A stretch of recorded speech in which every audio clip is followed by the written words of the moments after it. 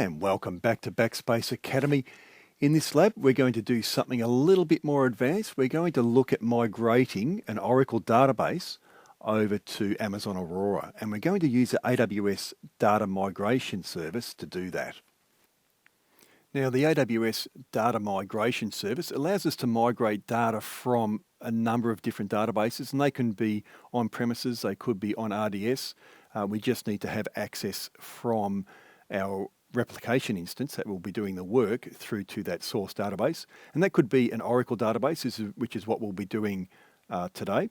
And it could be a Microsoft SQL Server, a MySQL and all of the variants of that, Amazon Aurora and MariaDB, PostgreSQL or MongoDB, a NoSQL database. Also the SAP Adaptive Server Enterprise or ASE. And we can migrate that over to Amazon Redshift, Amazon S3 even as a dump, or Amazon DynamoDB. Now how this works is that we will launch our RDS instance.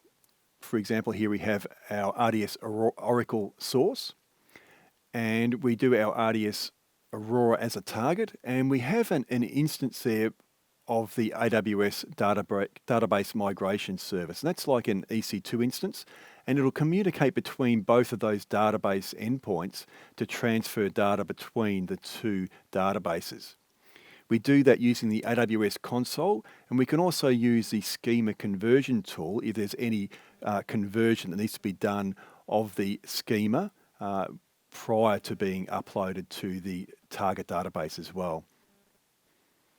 So we're going to connect in to the AWS cloud using the management console and create an Oracle DB database as our source database. And we're going to add a table to that source just to see that something has been actually migrated over. And we're going to create an Aurora DB target cluster as well. And to make it all happen, we use the data migration service and we create a replication instance that will communicate between the source and the target to transfer that data over. Now, the first thing we need to do is that we need to create a security group that's going to allow inbound access for our Oracle database, but at the same time, it's also going to allow inbound access on our Aurora database as well. And also, because we're using a replication instance that will be communicating with both of these RDS instances, we need to also allow access for that to come in and have it in the same security group. So we go to the EC2 console and go to security groups, and we create a security group. We'll give it a name.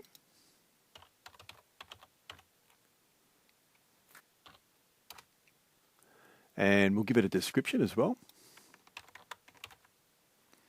Now the first rule we'll put in will be for our source database, our Oracle database. So we select Oracle RDS and we do for anywhere. We add another rule for our MySQL Aurora, and again we'll do that for anywhere. Now we need to create this security group and then go back into it to create another rule for the actual security group to communicate.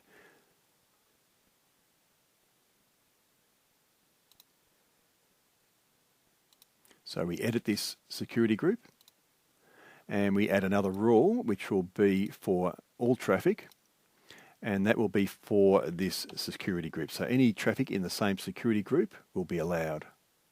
And we select our Oracle Aurora migration there. And we save that. Now we can jump into the RDS console and we can start making our instances. So the first one we're going to launch will be an Oracle instance. We make sure that free tier eligible is off. We select Oracle and we'll do Oracle SE2. We'll do it on the dev test environment. Our license model will be license included. Our DB instance class will be T2 micro, and we won't be doing multi-AZ deployment. We'll give our database an identifier, and we'll just call it source DB. And again, we put in our admin username and password, or we set up our admin username and password. Okay, once that's in, we click Next Step. Now, we need to select our security group. So we have here Oracle Aurora Migration, and we'll leave the database name there, ORCL. That will be fine. We won't enable encryption, and we'll change our backup retention period to 0 days so that we won't be doing any automated backups. And we'll launch that DB instance. Now, while that's being launched, we'll do another one for our Amazon Aurora instance, our target. Now, we're going to select the smallest we can there, which is a T2 small. We're not going to have multi-AZ deployment, and we'll give our instance an identifier called target DB. And again, we put in admin for our username, and we'll create a password for that. Okay, and we click Next Step. And again, we need to select that security group, our Oracle Aurora Migration Security Group. And we'll give our cluster an identifier, and we'll also give our database a name of Target DB.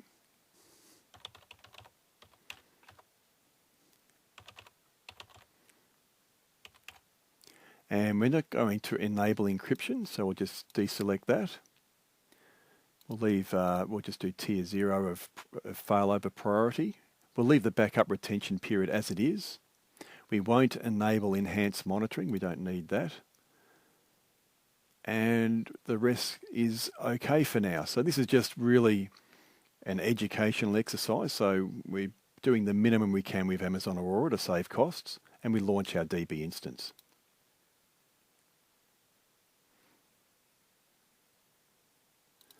Now, when that changes from creating to available, then we can jump into the database migration service and start doing this task to migrate the data across.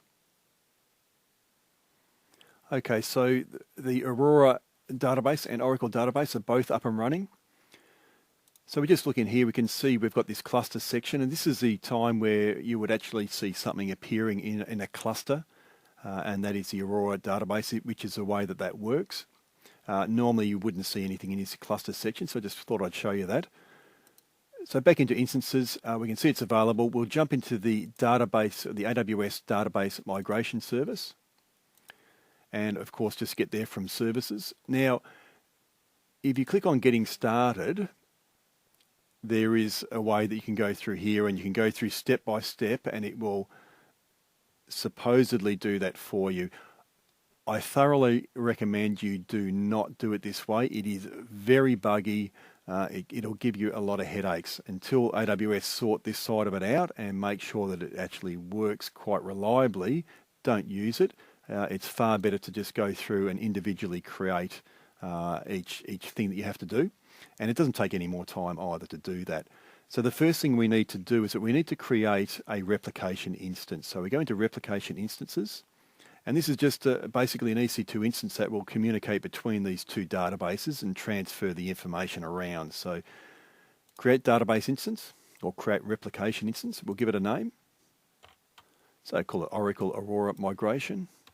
Use that for the description as well. We're going to use the smallest we can possibly get, which is a T2 micro. We won't have multi-AZ. And we'll go into advanced.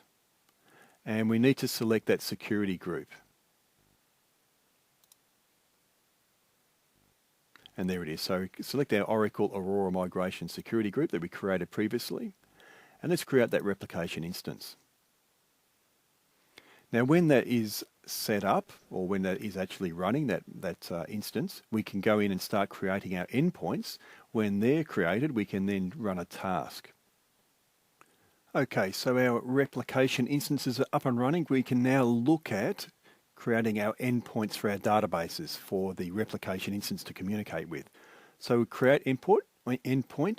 The first one we will do will be the source, and we'll give that just a name, source DB. And the source engine will be Oracle, and the server name, we'll get that from the RDS console, and that will be our Oracle endpoint. So we copy that over. And we just take the 1521 off the end of that and the colon. And we put the 1521 into our port. SSL mode will be none. And then our username was admin, and we'll put our password in there.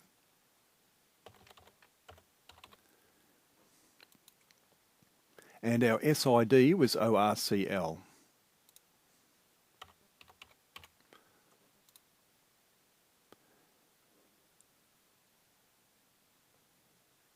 Okay, so now we can just look at running a test on that to see whether the replication instance can connect to that endpoint. Okay, and that's just come through now, so that is connecting through fine. So we'll just save that endpoint. And let's create another endpoint for the target DB. So we select target and we'll put in target DB.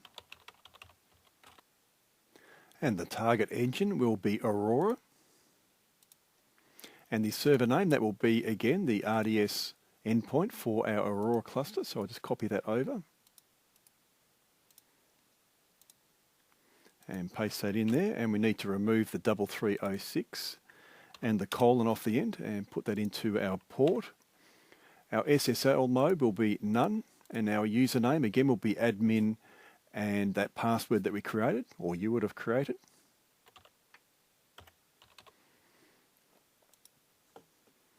And now we can look at testing our endpoint.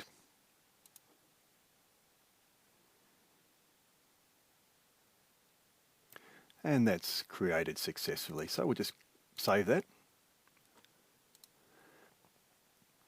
Okay, so I've now just jumped into the Oracle SQL Developer software, because what I want to do is to just create a table there, and that way we can copy that table over so we can actually see that the actual migration worked. So I'm just going to create a connection to our database.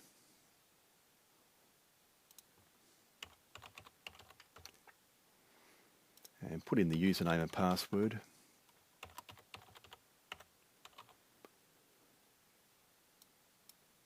And our host name, which will be our RDS endpoint.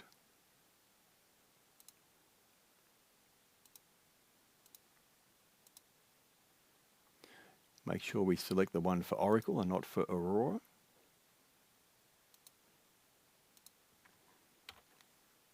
And take the 1521 and the colon off the end of that. And the SID would be ORCL. And we'll just test that quickly.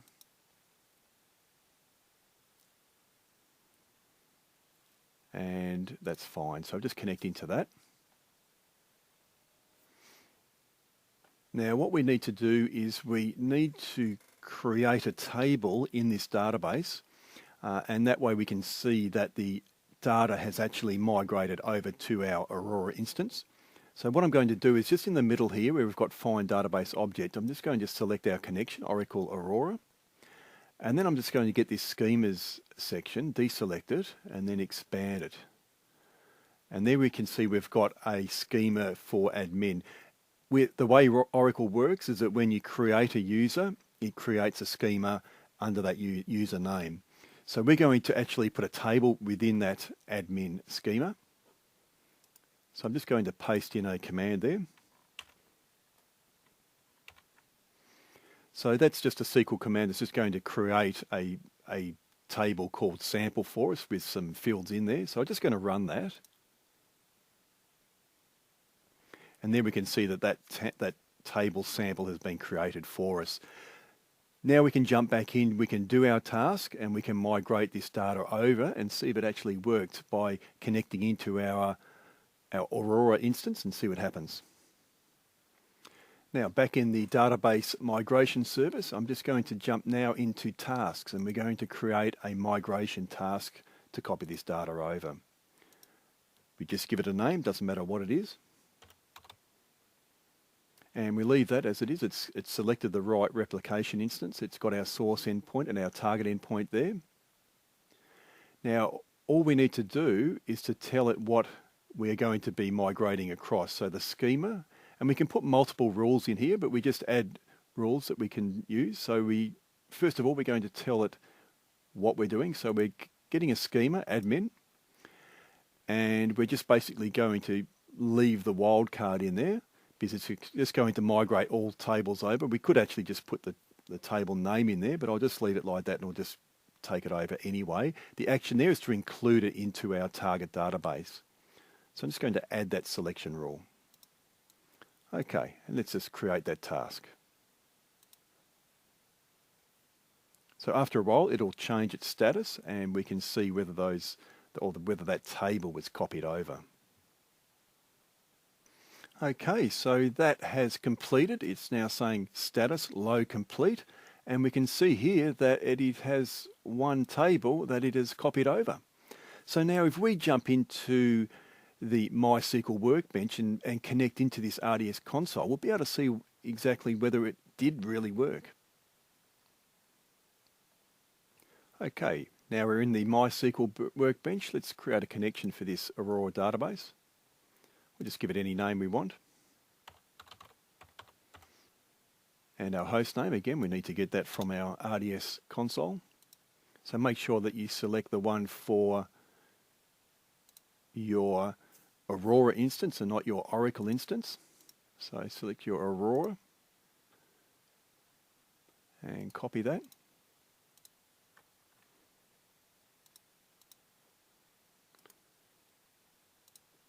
Now again, we remove the 3306 from the end here.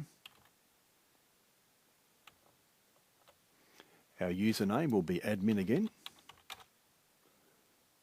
And let's just test that connection quickly. Put in our password.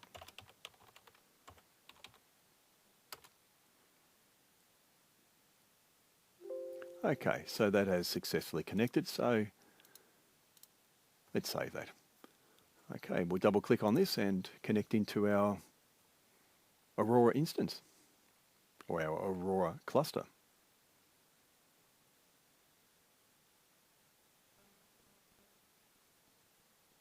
Okay, so we've connected in and we can see here from our schemas, we've got our admin schema and we've got our tables, and yep, lo and behold, we have a sample table within an admin schema that wasn't there before.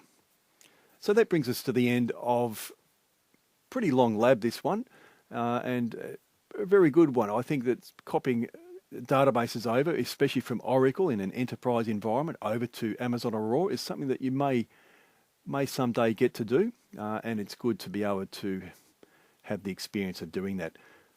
So I'll see you in the next lecture.